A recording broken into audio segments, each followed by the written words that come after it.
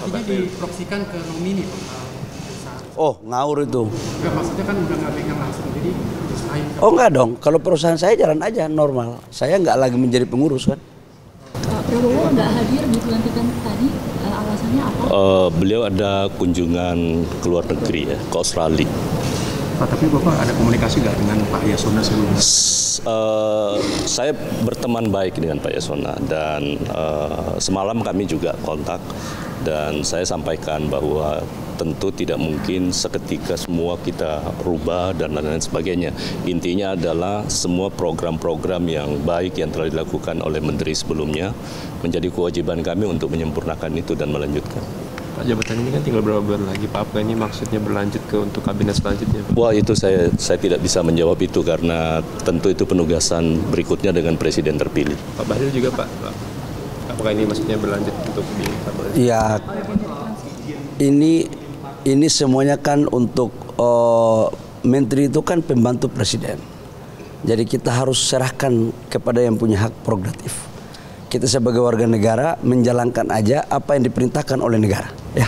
2 bulan terakhir ini, Pak, akan strateginya seperti apa, Pak? Untuk khususnya dan titipan dari Pak Rifit sendiri, Pak? Demi Allah saya bersumpah. Demi Allah saya bersumpah. Presiden Jokowi melantik 3 menteri negara dan 1 wakil menteri negara Kabinet Indonesia Maju dalam sisa masa jabatan periode tahun 2019-2024 di Istana Negara Jakarta Senin 19 Agustus 2024 pagi.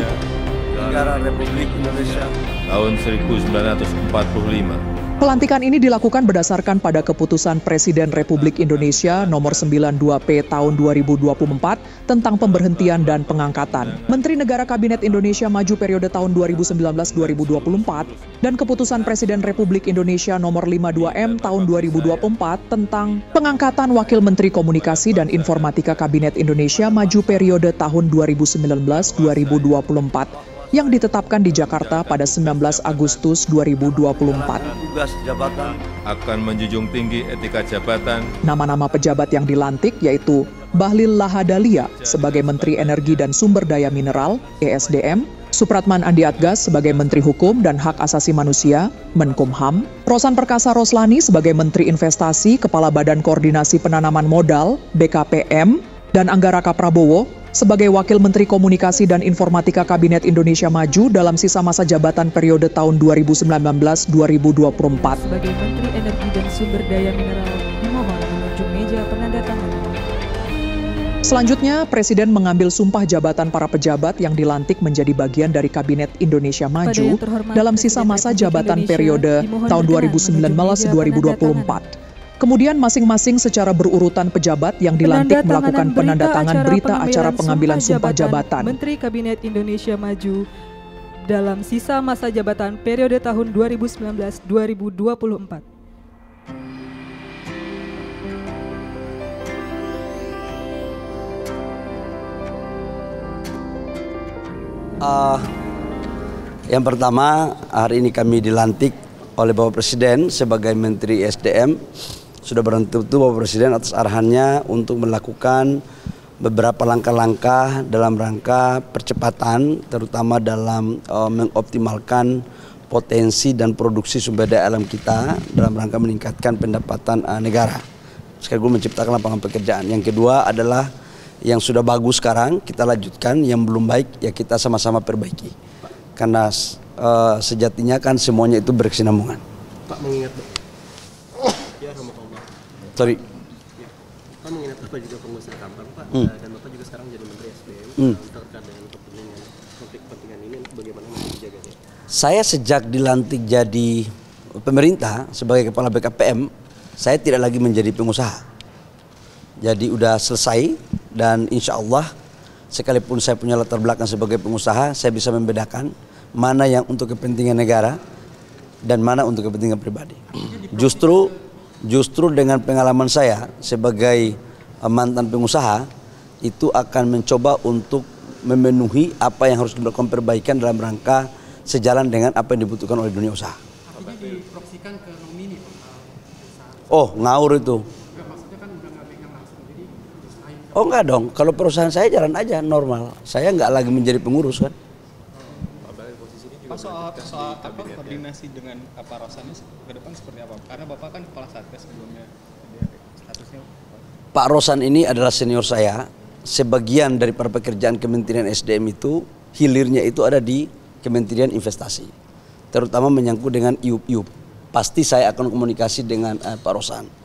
Yang kedua menyangkut dengan Satgas. Satgas itu melekat pada jabatan. Jadi Satgas itu melekat pada jabatan Menteri Investasi. Begitu saya sudah pindah sekarang ke Kementerian SDM, ketua Satgasnya tetap Menteri Investasi yaitu Pak Rosan. Namun karena Satgas itu adalah Menteri SDM juga sebagai wakil ketua, pasti kami koordinasi. Dan sifat pengambilan keputusannya kan kolektif kolegia. Gitu. Ya. Untuk Pak Supratman, arahan dari Presiden jadi kapan? 2 bulan terakhir. Yang paling utama adalah melakukan reformasi di bidang hukum ya, terutama yang berkaitan dengan banyaknya tumpang tindih aturan di antara satu undang-undang dengan yang lain. Jadi Bapak Presiden menginginkan supaya itu dilakukan harmonisasi dan kemudian itu bisa mengintegrasikan sehingga tidak ada lagi nanti ego sektoral yang diakibatkan oleh karena tumpang tindihnya satu peraturan perundang-undangan. Yang kedua, tadi pagi kami juga setelah bertemu dengan Bapak Prabowo, Presiden terpilih, beliau memesankan kepada kami untuk menjaga Republik ini, jangan melakukan segala sesuatu yang perbuatan tercela, dan insya Allah itu akan menjadi tugas yang akan kami jalankan. Berarti ini sinyal untuk lanjut ke kabinet Prabowo selanjutnya Pak, untuk akan bertiga? Bukan, karena saya sebagai kader Gerindra tentu wajib untuk sowan kepada beliau, meminta izin doa restu, dan tadi pagi kami diterima dan beliau hanya memesan itu kepada kami.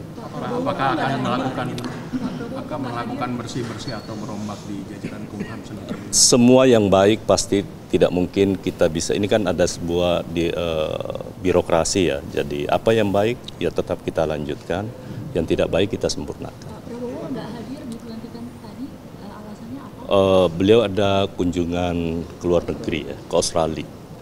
Pak, tapi Bapak ada komunikasi nggak dengan Pak Yasona sebelumnya? Saya berteman baik dengan Pak Yasona dan semalam kami juga kontak dan saya sampaikan bahwa tentu tidak mungkin seketika semua kita rubah dan lain-lain sebagainya. Intinya adalah semua program-program yang baik yang telah dilakukan oleh Menteri sebelumnya menjadi kewajiban kami untuk menyempurnakan itu dan melanjutkan.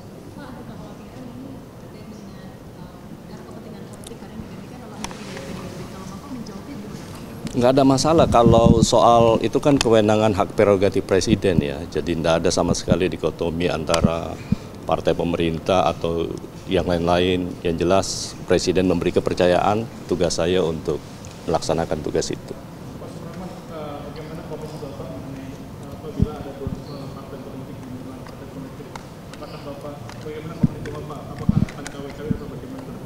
Intinya semua harus kita lakukan secara objektif. Mana yang objektif kita lihat dari semua aspek legalitas yang cukup dan itu sudah memenuhi persyaratan undang-undang, kami akan berlaku adil. Pak, jabatan ini kan tinggal berapa bulan lagi Pak, apa ini maksudnya berlanjut ke untuk kabinet selanjutnya Pak? Wah, itu saya tidak bisa menjawab itu karena tentu itu penugasan berikutnya dengan Presiden terpilih. Pak Bahlil juga Pak, apakah ini maksudnya berlanjut untuk di kabinet? Ya, ini semuanya kan untuk menteri itu kan pembantu presiden. Jadi kita harus serahkan kepada yang punya hak prerogatif. Kita sebagai warga negara menjalankan aja apa yang diperintahkan oleh negara. Ya. 2 bulan terakhir ini Pak, akan strateginya seperti apa Pak, untuk khususnya dari titipan dari Pak Arifin sendiri Pak? Saya pasti habis ini saya akan komunikasi sama Pak Arifin karena saya sama beliau kan hubungan abang adek. Komunikasi kami kan sangat baik sekali. Jadi pasti yang sudah bagus saya akan lanjutkan. Kemudian saya akan tanyakan apa-apa yang menjadi PR yang harus saya selesaikan. Jadi bukan berarti ada pejabat baru masuk kemudian merombak kebijakan, nggak boleh. Yang sudah bagus kita lanjutkan. Itu kan memang pemerintah harus begitu. Yang belum bagus ya kita sempurnakan bareng-bareng ya. Pak Rosan. Nah, ini yang paling Yang tinggal 2 bulan, apakah akan efektif bekerja Pak? Karena sisanya hanya 2 bulan untuk pada apakah saya yakin semua pasti punya strategi ya. Masing-masing mempunyai style kepemimpinan. Justru tantangan bagi kita lah dengan waktu yang ada kita harus mampu memberikan kontribusi kita yang terbaik kepada bangsa dan negara.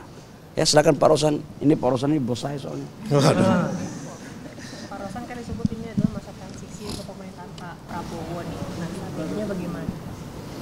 Ya, ini kan pertama tentunya saya mengucapkan terima kasih atas amanah yang diberikan oleh Pak Presiden Joko Widodo kepada saya. Dan ya amanah ini akan kita jalankan sebaik-baiknya.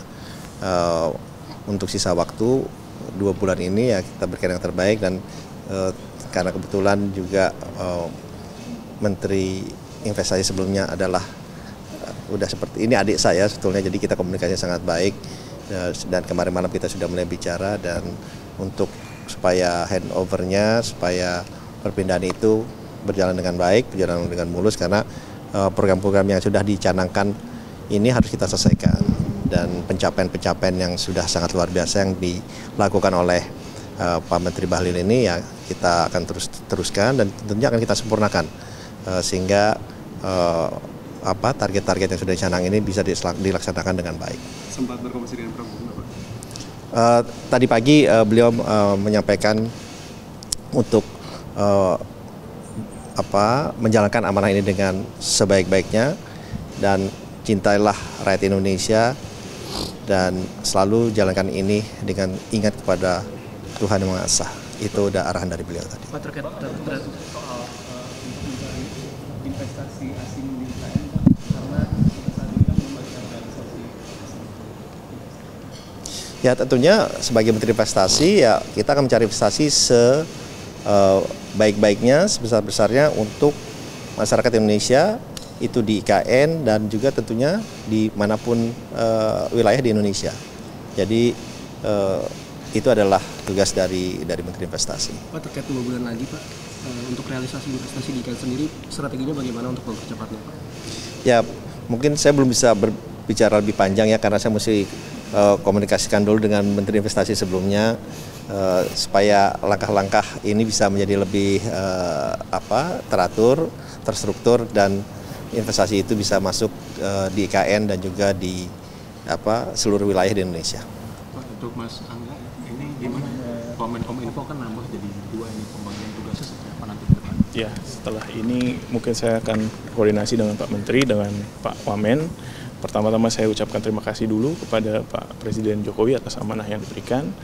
Tadi pagi juga kami sudah menghadap Bapak Presiden terpilih, karena saya juga kader Partai Gerindra, saya minta izin kepada beliau, kemudian beliau pesannya kita harus selalu berpihak kepada rakyat, amanah, dan pegang amanah ini dengan penuh tanggung jawab. Ya, terima kasih, kita minta tolong bantuan teman-teman juga ke depan untuk kerjasamanya. Kemudian setelah ini akan jam 11 kalau tidak salah akan ada pelantikan Dirjen baru di Menkominfo, kemudian kami akan koordinasi. Berarti fokus dari Pak Angga sendiri apa nih Pak untuk pekerjaan, mengingat pekerjaan di Kominfo ini kan cukup berat? Cukup banyak, ada banyak. Nanti saya akan koordinasi dengan menteri terkait, dengan Wamen yang ada sekarang. Tadi ada beberapa poin tentang PDP, tentang judi online gitu. Setelah ini kami akan koordinasi bersama Pak Menteri dan Pak Wamen dan tim di Kemenkominfo. Oke. Sekali lagi, Oke ya, aku jalan. Yang jelas begini, pelantikan ini jangan dilihat berapa waktunya, yang penting kita bisa maksimal. Yang kedua, tadi saya juga datang untuk pamit sama Pak Prabowo, Presiden terpilih, satu aja, merah putih, kerja baik untuk kesejahteraan rakyat bangsa dan negara. Itu yang paling penting ya. Makasih ya.